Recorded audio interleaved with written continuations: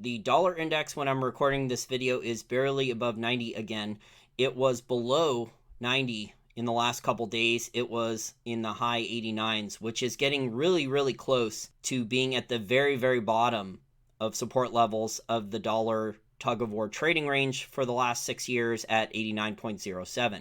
If it gets down there and stays down there for a number of days in a row, the dollar tug of war may be coming to an end in the not too distant future. And David Hunter's market call that he's been not giving a time frame on, or at least he's claiming he's not putting a time frame on it, even though he's been talking about dollar index 85 for a while now.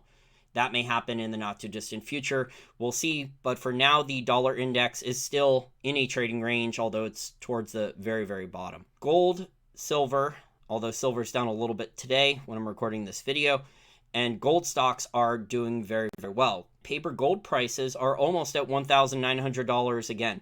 Remember, I said in March and early April that gold had either bottomed or was very close to bottoming, but that we would only know in hindsight. And I also said in many videos over the last couple months, based on my decades plus experience covering gold and silver, analyzing gold and silver companies, paying attention to price levels for a long time, interviewing many gold and silver experts, including Eric Sprott a number of times over the years. Check it out in the archives of my YouTube channel. There's over 500 interviews with many of the top experts in gold and silver. That big spikes in physical demand often precede big rallies in paper gold and silver prices by weeks or at most 1 to 3 months. And this has been the case going back for many, many years. So big spikes in demand for physical metal. Normally, these are not coming from the West. Normally, these big spikes in physical demand for metal are coming from China, Asia, and India.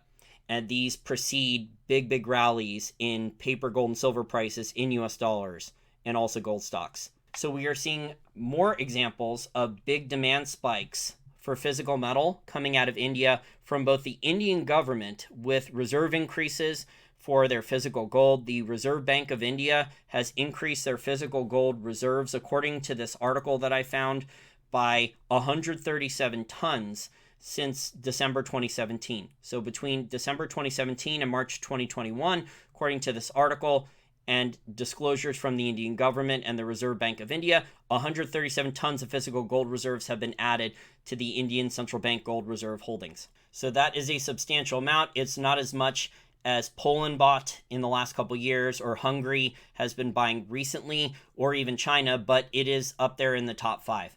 And then also for private sector Indian demand, in the last couple weeks, we have this article from Zoya by Refinitiv, I guess they bought it, where the amount of Swiss gold exports to India are at a 10-month high. The amount is so large, the amount of tonnage, the amount of physical gold imports into India exported by Swiss gold refiners to India is so large. This is the highest amount since 2013. So even more data points here that physical gold demand, both from the Indian government, bought by their central bank, although in 2020, the Reserve Bank of India and Indian government did print a ton of their own currency to buy dollars as well. Apparently, they also bought a lot of gold. And then the amount of physical gold imports by the Indian private sector is picking up a lot. And then we also have Swiss gold exports picking up a lot to China and Asia, where in 2020 that was not the case. So if I could wrap things up quickly here to summarize this short little video, really since January of 2021, we're seeing a lot of data points for Swiss gold refiners starting to export a good amount of gold again to the private sector in China, Asia, and India. That was not happening in 2020. We're starting to see central bank purchases, net increases again out of Eastern European countries. It also looks like India was buying in 2020 and so far in early 2021 with physical gold purchases. And these big spikes in physical demand are normally what precede big moves in the paper price. So I think the bottom for paper prices for gold and silver is probably already in. Doesn't mean there won't be some pullbacks, but I think gold going way below 1,700, those days are probably over, and the Fed's balance sheet is going way, way higher in the not too distant future because the US Treasury is running an annualized pace of over $4 trillion in budget deficits. There is no net U.S. Treasury demand for foreign governments and central banks. They are really not buying. They're really net sellers. There is no transparency where the treasuries are actually going or being stuffed. They're going somewhere. I don't think they're going into the banking system.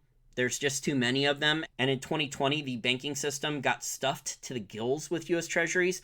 So these budget deficits, the Fed's balance sheet is going to explode in the not too distant future unless the entire balance sheet is totally fraudulent. I think it's totally fraudulent, but there's a lot of financial professionals and other traders out there and investors who don't believe that. But based on the experience and the stuff I know about the Fed audits and the one-time partial Fed audit that Ron Paul got, the details of that, and the Levy Institute, the $29 trillion that was found from the Bloomberg Freedom of Information Act request, and now the legalized special purpose vehicles that the U.S. Treasury and the Fed are allowed to make to move things off balance sheet starting in March of 2020. There's a lot of toxic asset sausage, not just U.S. Treasuries, trillions of it probably, already off balance sheet. But the Fed's official balance sheet is going to have to grow. It can't just stay stuck at only growing a couple $100 billion in the last 9 or 10 months, while the U.S. Treasury runs $4 trillion plus budget deficits, plus the additional spending on infrastructure and stimulus and all the other stuff planned, and there's no real demand for treasuries. So that's going to be putting in the bottom for gold and silver. Plus the dollar index for now is weak. We'll see what happens. There may be some rallies along the way, but for now the dollar index is still in a trading range in the dollar tug of war. Although if the dollar index continues back towards 89, the lower 89s, that's going to be threatened.